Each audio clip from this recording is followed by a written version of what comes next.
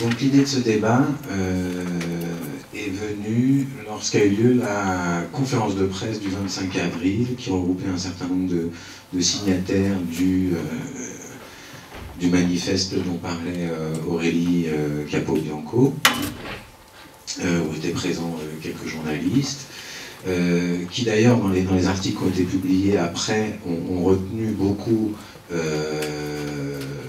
Stop DSM, et ils écrivent essentiellement le collectif Stop DSM. Et un des journalistes qui était présent avait dit lors de la conférence de presse, voilà, votre groupe est tout à fait sympathique, etc. Mais que proposez-vous un peu plus concrètement, à part de dire que le DSM5, c'est pas bien?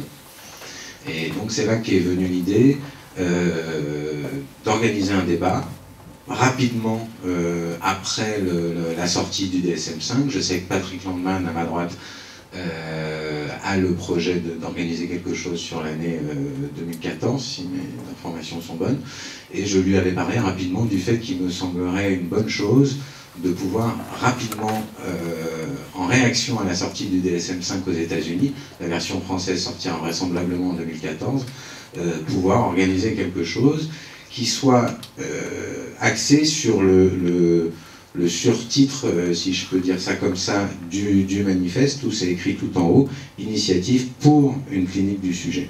J'ai proposé que ce débat s'appelle pour une clinique du sujet et non pas uniquement contre le DSM.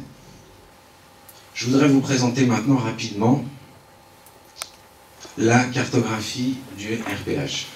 C'est un outil qui a été mis en place en 2004 par Fernando de Amorim et qui continue d'évoluer. On travaille très régulièrement dessus au sein du RPH pour l'affiner, pour le questionner et pour voir sa validité. Et comme vous pouvez voir sur la dernière colonne, en lien direct avec notre thématique, la naissance du sujet. Donc c'est un outil qui a pour visée de nous repérer dans notre pratique clinique et dans les stratégies qu'on peut mettre en place avec les différentes personnes qui viennent nous rencontrer. Il y a donc à l'extrême gauche, vous pouvez voir ici la colonne du besoin, ou le champ du besoin, elle se lit de gauche à droite, qui va à l'extrême droite au champ de la Durcharbeitung. 4 colonnes. La première colonne est la colonne du malade, la seconde la colonne du patient, la troisième la colonne du psychanalysant, et la quatrième la colonne du sujet, qui nomme ainsi 4 positions subjectives de l'être. L'idée étant que, en fonction de ces différentes positions subjectives, le travail psychothérapeutique que l'on peut mettre en place est différent. Et vous pouvez voir ces 3 flèches très importantes qui indiquent les passages d'une position subjective à une autre. D'abord de celle du malade en considérant la maladie organique comme un appel, proposition de psychothérapie et entrée en psychothérapie, où là on passe à la colonne du patient, avec la plainte et la demande. Du patient, on passe par le biais de la question au grand autre à l'entrée en psychanalyse, avec ici la position du psychanalysant, et à la sortie, ce que nous avons nommé la sortie de la psychanalyse, la naissance du sujet. Tout le haut concerne la personne qui vient voir le clinicien. C'est pour ça que j'ai demandé à Aurélie Capobianco de me présenter comme membre clinicien du RPH.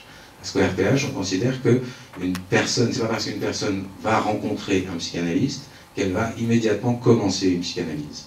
Elle peut tout à fait passer un certain temps, d'abord en psychothérapie, ce que nous nommons au RPH, psychothérapie avec psychanalyste, ce qui est marqué ici, psychothérapie avec psychothérapeute ou avec psychanalyste, qui couvre les 2 premières colonnes.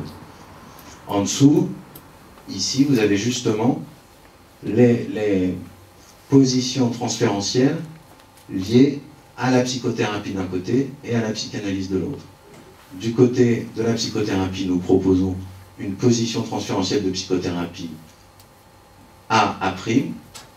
Du côté de la psychanalyse, une position transférentielle de psychanalyste où le psychanalyste occupe la position de semblant d'objectif. Donc, c'est avec cet outil-là que nous nous repérons, avec évidemment comme visée, lorsque c'est possible, que au final de la démarche, il y ait effectivement naissance du sujet et d'un être qui puisse prendre sa vie en main et la continuer tranquillement. Et c'est à ce moment-là, lorsqu'il y a naissance du sujet, que nous pouvons affirmer, puisqu'il y a eu sortie de psychanalyse, qu'il y a eu psychanalyse, et donc il y a eu psychanalyste. C'est pour ça que, auparavant, dans la colonne en dessous, enfin dans la colonne d'à côté, vous voyez en dessous du psychanalysant, supposé psychanalyste. Donc c'est une présentation très brève.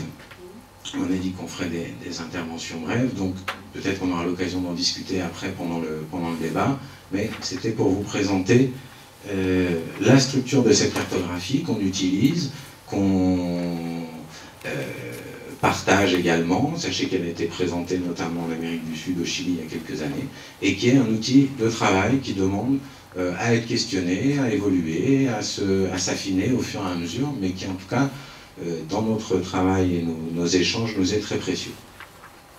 Et avant de passer la parole à mon voisin, j'ai lu récemment un mot qui m'a marqué, et peut-être que c'est de bons auspices pour le débat qui vient là et la suite des actions que nous pourrons mener.